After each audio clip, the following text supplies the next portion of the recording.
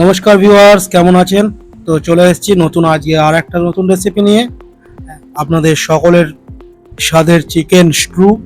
তো চলুন দেখাবো আজকে আপনাদেরকে কিভাবে এরকম সফটলি এবং টেস্টি মশলা ছাড়া কিভাবে আমরা বানাবো চিকেন স্ট্রু। কারণ বাইরে 42-43 ডিগ্রি সেলসিয়াস আর এই গরমে আমরা হালকা খাবার খেতে পছন্দ করি। তো সেই জন্য আমি নিয়ে এসেছি আজকে আপনাদের জন্য এরকম নতুন একটা রেসিপি। আর আজকের রেসিপি চিকেন স্টু। আমি মনোজ, আর আপনারা দেখছেন মনোজের রান্নাঘর ইউটিউব চ্যানেল। তো চলুন শুরু করা যাক আজকের রেসিপি। চিকেন স্টু বানানোর জন্য সবার প্রথমে আমি এখানে নিয়ে নিয়েছি 700 গ্রাম মতন চিকেন। আর আমি চিকেনটা দোকান থেকে কাটিয়ে নিয়ে এসে ভালো করে ধুয়ে নিয়েছি। আপনারা চাইলে ছোট বড় পিস করে নিতে পারেন। তো চলুন, চিকেন স্টু এর জন্য কিছু সবজি দরকার, তো সেইগুলোকে আমি কেটে নেব। যেমন এখানে আমি এরকম লম্বা লম্বা করে পেঁপে হাফ কেটে নিলাম। তো এই যে দেখতে পাচ্ছেন পেঁপে কাটা কমপ্লিট। এবার আমি কাটবো এখানে গাজর। তো যেভাবে পেঁপেটা আমি লম্বা লম্বা কেটেছিলাম যেহেতু, তো সেহেতু আমাকে গাজরটাও এইভাবে লম্বা লম্বা করে কেটে নিতে হবে। আর গাজর আর পেঁপে যখন আমি লম্বা লম্বা কেটেছি, তা আলুটাই বা কেন বাদ যায়? তো চলুন আলুটাকেও আমি এইভাবে 1/4 সাইডে করে নিচ্ছি। এই যে লম্বা লম্বা দেখতে পাচ্ছেন কত সুন্দর। আমি আলুগুলোকে সব এইভাবে লম্বা লম্বা কেটে নিলাম। এবার আলু, গাজর আর সবগুলোই যখন আমি একসাথে লম্বা লম্বা পিস করে কেটেছি, তো বিনসটাও বা আমি কেন বাদ দিই? তো সেই জন্য আমি এখানে বিনসটাও এরকম লম্বা লম্বা সাইজের কেটে নিয়েছি। তো দেখতে পাচ্ছেন আমার সবজি কাটা কমপ্লিট। এবার আমি কেটে নেব একটা টমেটোকে 2 পিস করে। দুটো টমেটো আমি এখানে নেব 4 পিসের। আর এরকমভাবে এরকম মাঝারি ছোটো সাইজের 3টে পেঁয়াজ নিয়ে নিয়েছি। আর এরকমভাবে জুলিয়ান আমি কেটে নিলাম। তো সবগুলো কাটিং কমপ্লিট। এবার আমি এখানে 3টে লঙ্কা এভাবে কিমা করে নেব। আর গোটা 10 রসুন আমি কিমা করে নিয়েছি। তো চলুন দেখাচ্ছি এবার আপনাদেরকে রান্নার প্রসেস। তো সবার প্রথমে আমি এখানে কড়াই বসিয়ে দিয়ে দিলাম 100 মিলি তেল।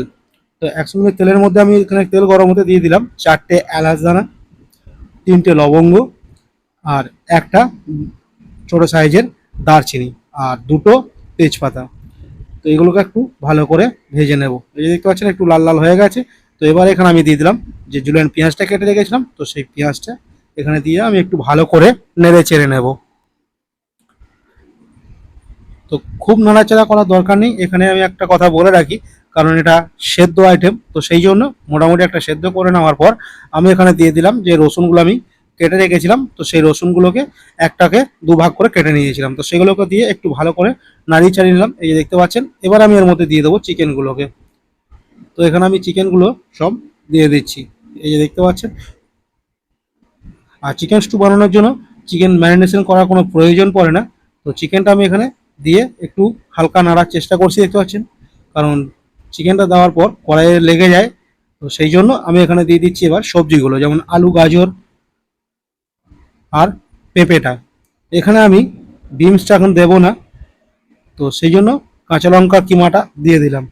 আর বিনসটা আমি দেবো, আপনারা দেখতে পাবেন কখন আমি দিচ্ছি। তো চলুন দেখুন ভালো করে ভিডিওটা। আর এখনও পর্যন্ত যদি চ্যানেলে লাইক না করে থাকেন তাহলে ভিডিওটা অবশ্যই লাইক করে রাখুন। এবার আমি এখানে দিয়ে দিচ্ছি স্বাদ মতন নুন আর জাস্ট সামান্য পরিমাণ হলুদ।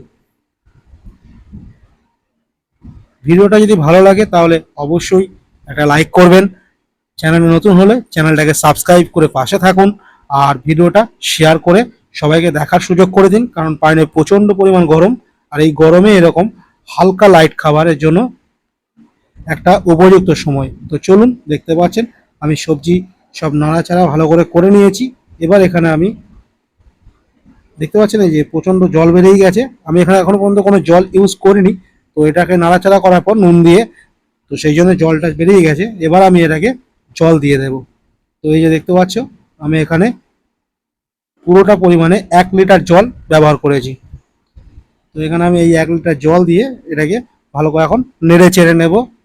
এই যে দেখতে পাচ্ছেন কত সুন্দর।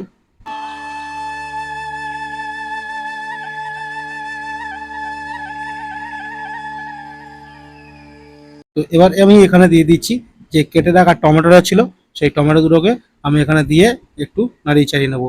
এইবার আমি এখানে বিনসটা দিয়ে দিলাম। আমি এখানে বরবটি ইউজ করেছি, আপনারা চাইলে বিনস ইউজ করতে পারেন। আমি বিনস বাজারে পাইনি তাই বিনসটা দিইনি, আমি বরবটি দিয়েছি। এবার এটাকে আমি 10 মিনিটের জন্য ঢাকা দিয়ে রাখবো। তো ফাইনালি 10 মিনিট হয়ে গেছে, এই যে দেখতে পাচ্ছেন।